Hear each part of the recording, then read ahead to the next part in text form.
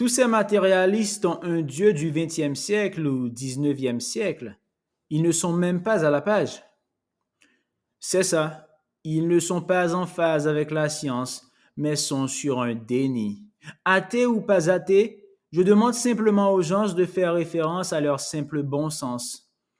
Si tu crois en la science, tu comprends qu'on est dans un monde d'énergie, que ce monde d'énergie réagit aux impulsions électromagnétiques, donc que nos pensées créent un mouvement dans la matière.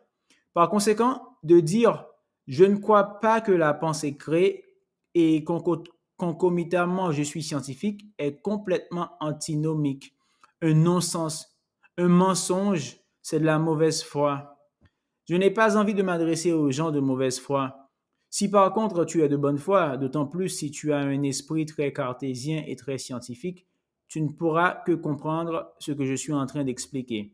Il ne peut pas ne pas y avoir de lien entre ce que j'émets et ce que je perçois, entre ce que je vibre et ce que je vis. Si je pose comme hypothèse que tout ce que je pense devient vrai, parce que l'observateur modifie le mouvement des particules, que tout ce que je crois sera vérifié dans mon système, cela signifie que les gens qui pensent que les Arabes sont des voleurs vont en faire l'expérience.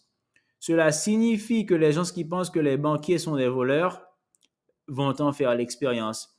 Les gens qui pensent que la vie ne sert à rien vont en faire l'expérience. Les gens qui pensent que l'on meurt de maladie mourront de maladie. Les gens qui pensent que l'école ne sert à rien, l'école ne leur servira à rien, et ainsi de suite. Tout le monde a fait cette expérience. Personne ne vit en dehors de ce cadre. Mais on est prêt à renier notre expérience pour entrer dans le moule de ce qu'on nous dit de penser. On préfère nier notre expérience et bêler dans le grand troupeau de ceux qui disent on va tous penser la même chose, plutôt que d'accepter l'évidence. C'est de la mauvaise foi ou de la connerie. Aujourd'hui, c'est plutôt de la connerie. Quelqu'un qui ne voit pas le lien entre son système de pensée et ce qu'il vit est quelqu'un qui ne veut même pas se poser la question. Il veut faire corréler sa réponse avec sa réponse antérieure. Il a déjà déduit que c'était faux et il n'a aucune envie de réfléchir pour voir si ça pourrait devenir vrai. L'idée est de créer un espace nouveau, de dire j'ai toujours cru cela jusqu'alors, est-ce que je peux réfléchir en faisant du neuf?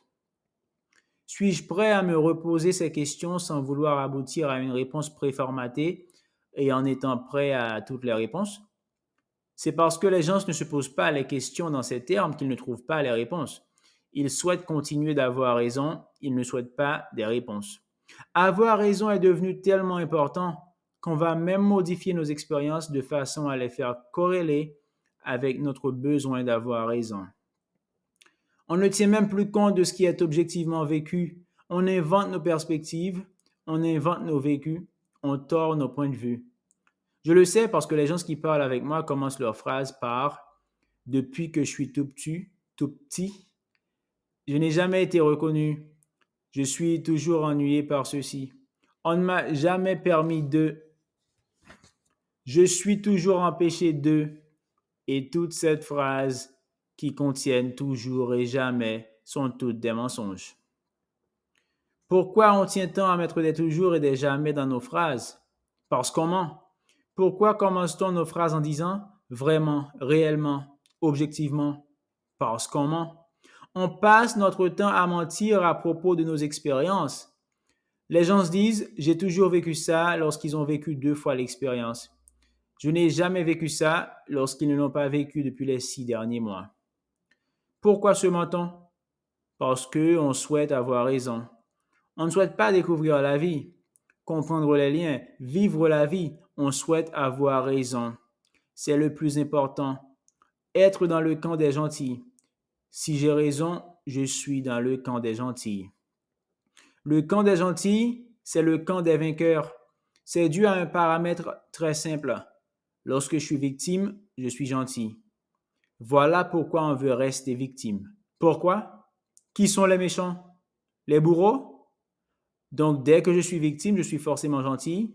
Donc, je ne veux pas reprendre ma puissance, reprendre les rênes de ma vie, cesser d'être victime. Car les victimes sont toujours dans le camp des gentils, puisque les bourreaux sont toujours des méchants. Et qui m'a dit ça? Walt Disney. Notre génération a grandi en recevant ce message. C'est très simple, il y a deux camps, les gentils et les méchants. Les gentils sont victimes des méchants. Si tu es victime, tu es gentil. Être responsable de sa vie? Ah non, ça pourrait me mettre dans le camp des méchants. Responsable de ce qui m'arrive? Ah non, surtout pas. Je pourrais être méchant. Dans notre société, c'est ainsi. Regarde qui nous adorons. Un type cloué sur une croix, la victime ultime. Tu veux être dans le camp des gentils? Tu es dans le camp du Christ. Or, pour pouvoir tendre la joue, il faut un bourreau pour te mettre un coup. Il y a 2000 ans, à l'arrivée du Christ, on avait les martyrs. Aujourd'hui, on est dans un moment où l'on est capable de se débarrasser de l'énergie du martyr et de se débarrasser des énergies du fanatisme. C'est pourquoi il y a une montée des fanatismes et des martyrs. Ce sont des montées parce qu'on est en train de s'en débarrasser. Parce que l'homme de demain, c'est l'homme debout. Celui qui est parfaitement capable d'accepter d'être le créateur de son expérience puisqu'il ne crée pas la matière, mais le ressenti qu'il a face à la matière.